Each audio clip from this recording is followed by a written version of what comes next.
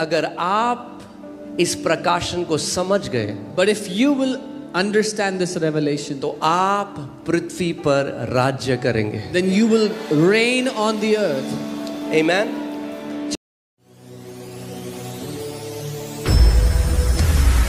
चलिए जल्दी से इब्रानी 5:12, Let us go to Hebrews 5:12. इब्रानी 5:12 और 13 में पढ़ूंगा। Hebrews और 5. परमेश्वर का वचन उन विश्वासियों के लिए कह रहा है जो अब विश्वास में आए हुए, उनको बहुत समय हो चुका है। Hebrews 5:12 and 13. The Bible is talking to those believers who have been in the Lord for some time.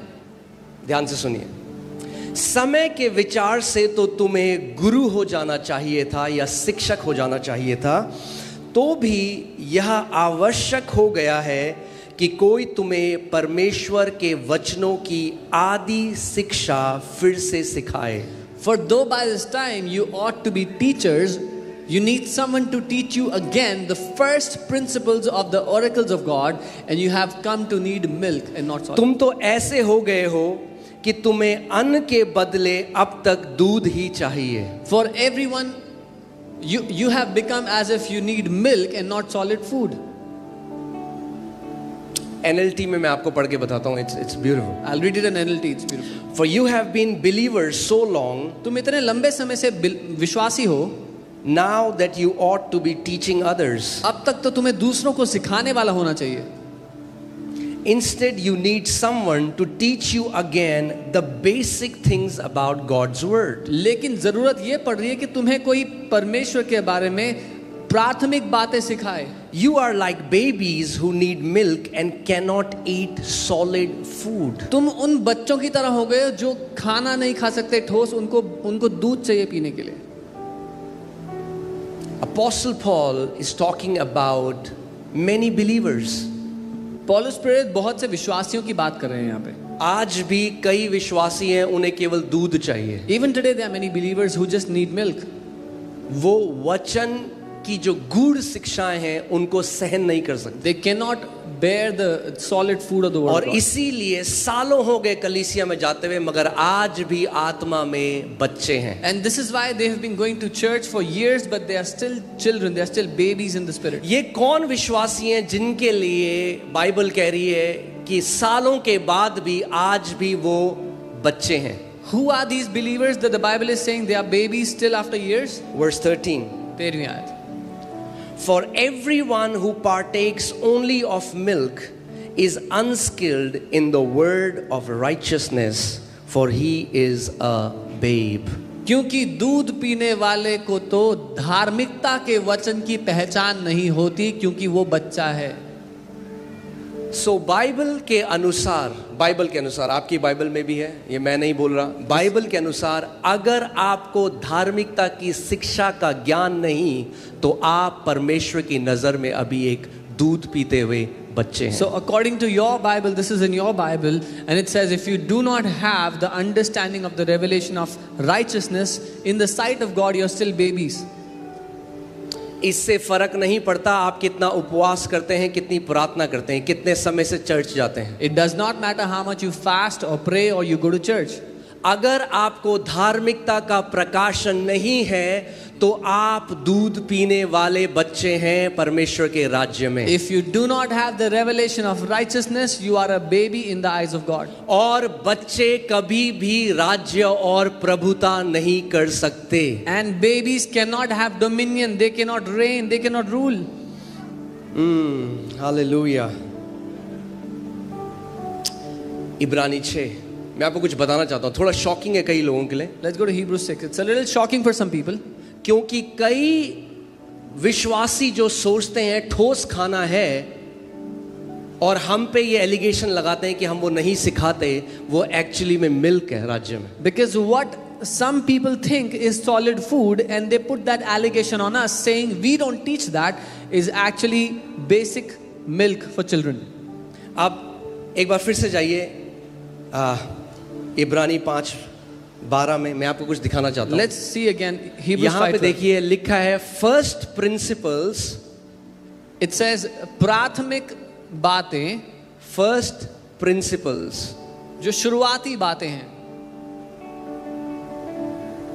यानी जब आप ने अपने बच्चे को, कोई ऐसा है जो अपने बच्चे को 10th क्लास में एडमिशन कराता है कोई? Is there anyone who directly admitted their child in हम 10th? प्ले स्कूल में भेजते हैं अपने बच्चों को, We है put ना? them in play school, right? Nursery में भेजते हैं। Then in तो nursery. वहां पे क्या सिखाया जाता है बच्चे को? What do they teach them there? A for apple, B for ball।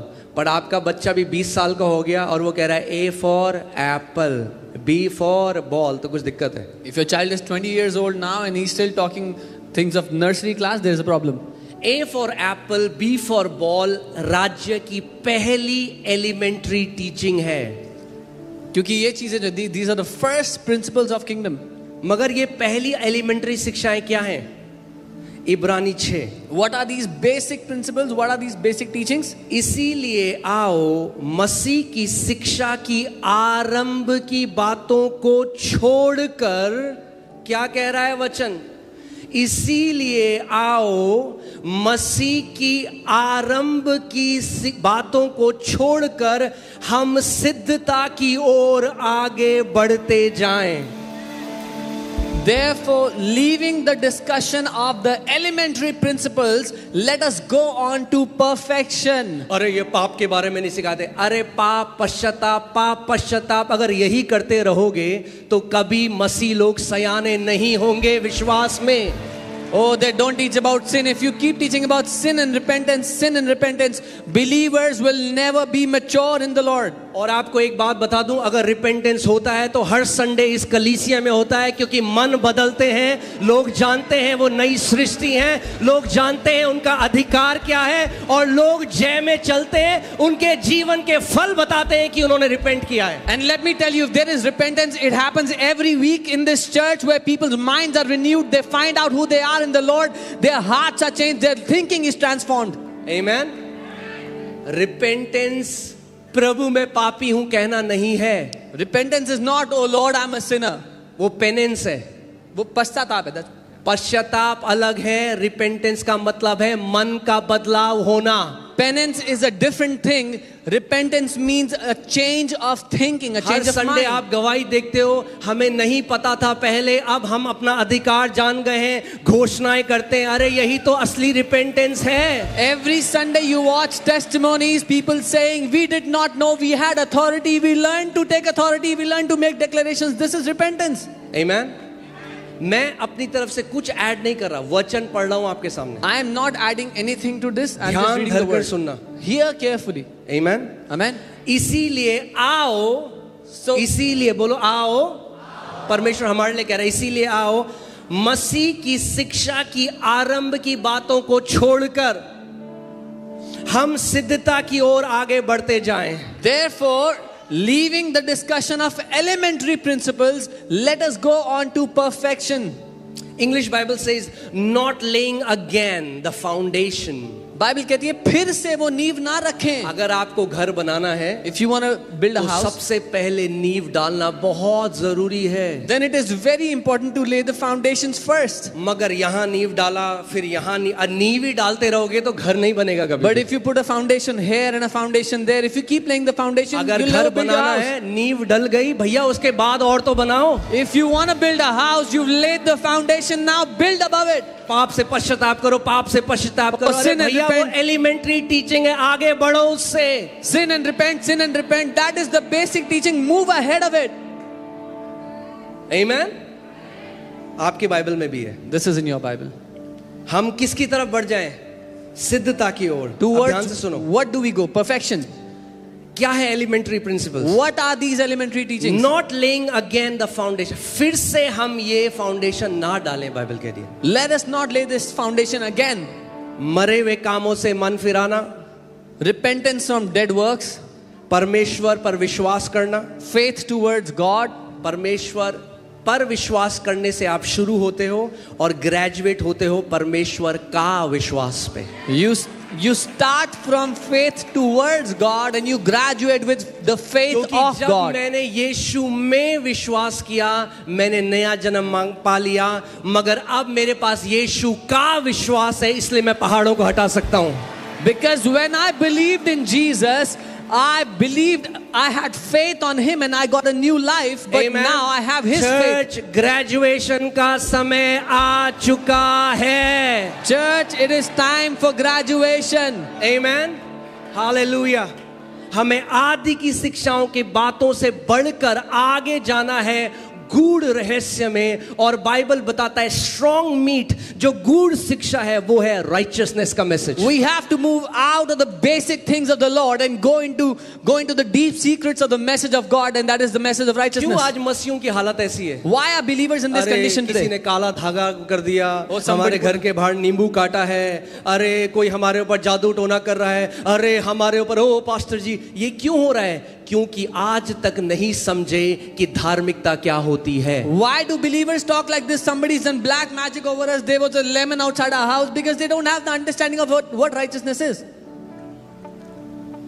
परमेश्वर पर विश्वास करने और बपतिस्मों और हाथ रखने, मरे हुओं को जी उठने और अंतिम न्याय की शिक्षा रूपी नींव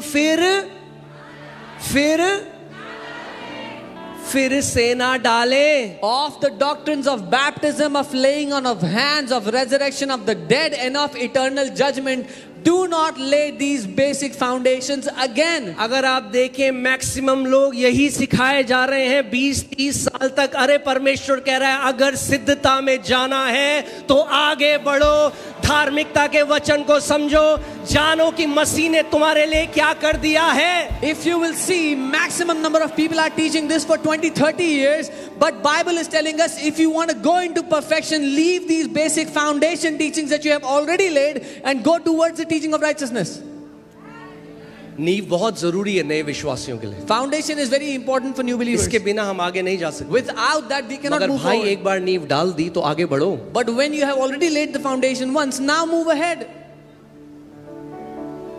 मैं तब तक नहीं परमेश्वर में बढ़ा जब तक मैं उसी पाप पश्चाताप सालों तक एक ही वर्ड सुना, पापी हो पश्चाताप करो, पापी हो पश्चाताप करो, पापी हो पश्चाताप करो. किसी ने नहीं बताया कि भैया जो मसीह में है वो पापी नहीं हो सकता. I did not start to grow in the Lord until I was in the teaching of sin and repent, sin and repent, sin and repent. Nobody told me that now what Jesus has done for you, you're not a sinner anymore. Amen. Amen. फिर से आओ 13 में. मैं चाहता हूं ये वचन आपके अंदर घुस जाए आज. I want this word आप to go समझ deep जाओ. in you, so you understand.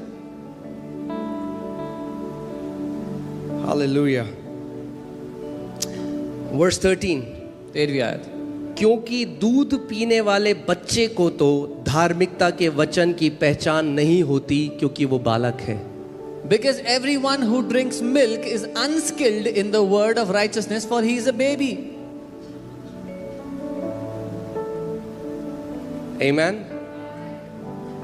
अब समय आ गया है ठोस खाना खाने का. It is time to eat solid food. अब समय आ गया है परमेश्वर के राज्य की गूढ़ बातों को जानने का. The time has come to know the deep things of the kingdom of God. Hallelujah. Praise God. क्यों? मैंने क्या बताया आपको? ये नींव है. अगर आपने धार्मिकता की शिक्षा को नहीं समझा, आप कभी जय में नहीं चल सकते. This is the foundation. If you do not understand the teaching of revelation, you can never walk in victory. कितने लोग जय में चलना चाहते हैं इस जगह में? How many people want to walk in victory here? कितने लोग एक जयवंत जीवन जीना चाहते हैं इस पृथ्वी पे? How many people want to live a victorious life on the ये earth? मत बोलना स्वर्ग में जिएंगे. स्वर्ग में तो हर कोई जिएगा. Don't say we'll live a victorious life in heaven. Everyone will live a victorious life there. Amen. स्वर्ग में तो हर कोई जिएगा. Everyone will live a victorious life हम there. यहाँ भी जिएंगे. But even here we have to live a victorious life. Amen. Amen. Hallelujah. Hallelujah. चलिए वापस इसमें आते हैं. दूसरे कुरिन्थियों 5:21 में आपको जल्दी से कुछ बताना चाहता हूँ और तब हम वचन में प्रवेश करेंगे. 2 Corinthians 5:21. I'll quickly tell you something and we go to the word. आपको याद है मैंने आपको एक इलस्ट्रेशन किया था कैसे परमेश्वर पिता ने यीशु मसीह को क्या बना दिया? क्या बना दिया? पाप बना दिया ताकि हम क्या बन जाएं? धार्मिकता बन जाएं. Remember I showed you an illustration how the Father made Jesus to be sin so that we may become the righteousness of God. यीशु मसीह पाप कैसे बना? How did Jesus become sin? फिर से एक रिवीजन कर रहा हूं मैं आपको. I'll do a quick. यीशु मसीह पाप कैसे बना? How did Jesus become उसने sin? कोई पाप नहीं किया, Because he did not do any sinful act, मगर उसने पाप के स्वभाव को रिसीव किया. but he received the nature of sin. क्योंकि पाप क्या है? एक What is sin? पाप क्या है? What is sin? स्वभाव है. It's a nature. हिंदी में मैं इसको एक्सप्लेन करना मुश्किल है, इंग्लिश में आसान है, क्योंकि इंग्लिश में बाइबल दो चीजें बोलती है, सिन यानी पाप और सिंस. जब बाइबल कहती है सिन तो ये है नाउन या ये है नेचर. जब बाइबल कहती है सिंस ये है वर्ब या ये है कर्म. In English it says sin and sins. Sin is a nature, it's a character, it's a personality. Sins is a verb, an act. Amen.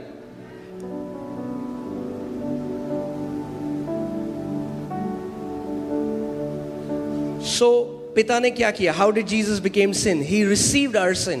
What did the Father do? Jesus received our sin. उसने हमारा पाप ले लिया. How did we become righteous? हम धर्मी कैसे बन गए? We received righteousness. हमने धार्मिकता को ले लिया. We received righteousness. हमने धार्मिकता को ले लिया. आज भी कितने मसीह हैं जो ये सोचते हैं जितना ज्यादा धार्मिक काम मैं करूंगा उतना धर्मी मैं बन जाऊंगा. Even today many believers think as many righteous works I do, I will become more and more righteous. क्योंकि धार्मिकता के वचन से अनजान हैं, क्योंकि बच्चे हैं और दूध पी रहे हैं. Because they are unskilled in the word of righteousness and they are babies and they drink milk. Come on. Amen. मगर मैं ये विश्वास करता हूं, But I believe यहां सयाने लोग हैं. that there are mature people here. Amen. अगर परमेश्वर आपको यहाँ लेकर आया है क्योंकि आपकी भूख है और बढ़ने की वचन में और जानने की, आगे जाने की. If the Lord has brought you here is because you are hungry to grow in the word, to go further, to go farther. Amen. Hallelujah.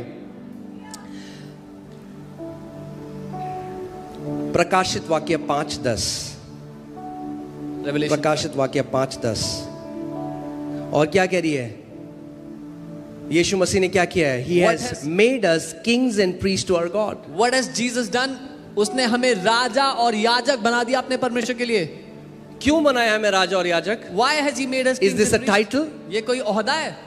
क्या ये धार्मिक टाइटल हमें दे दिया, अब हम राजा और याजक हैं? Is this a religious title now we are? नहीं, बाइबल क्या कह रही है? क्योंकि अब परमेश्वर ने हमें राजा और याजक बना दिया है, हम क्या करेंगे? राज्य करेंगे. हाँ पास्टर, हमें पता है हम स्वर्ग में राज्य करेंगे. अरे बाइबल अच्छे से पढ़ो, क्या लिखा है? कहाँ राज्य करेंगे? कहाँ राज्य करेंगे?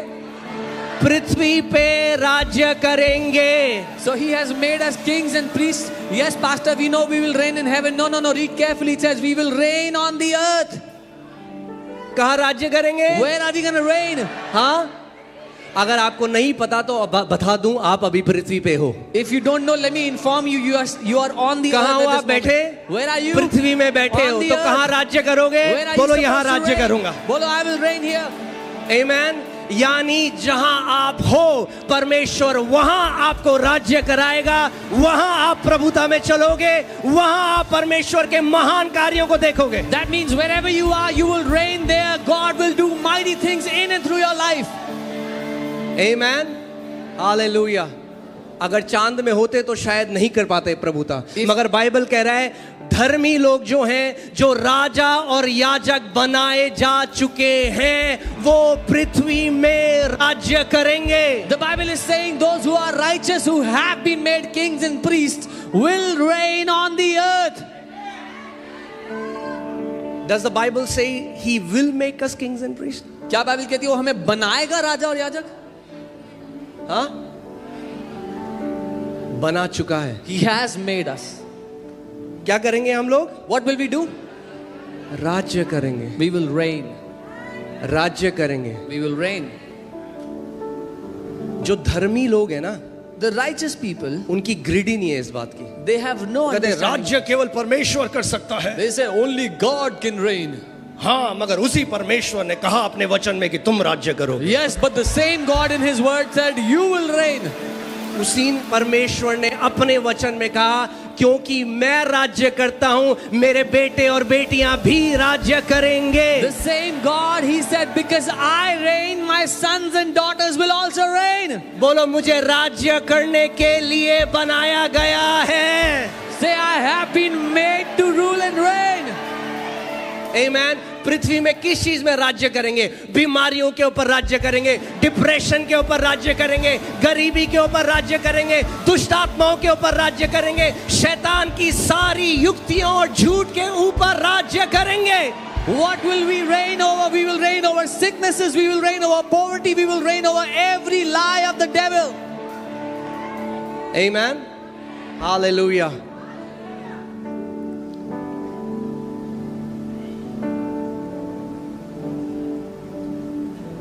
यही मैं चाहता हूं आप समझो। This is what I want you to understand. The gospel is not about what you do. The gospel is about who you are in Christ Jesus.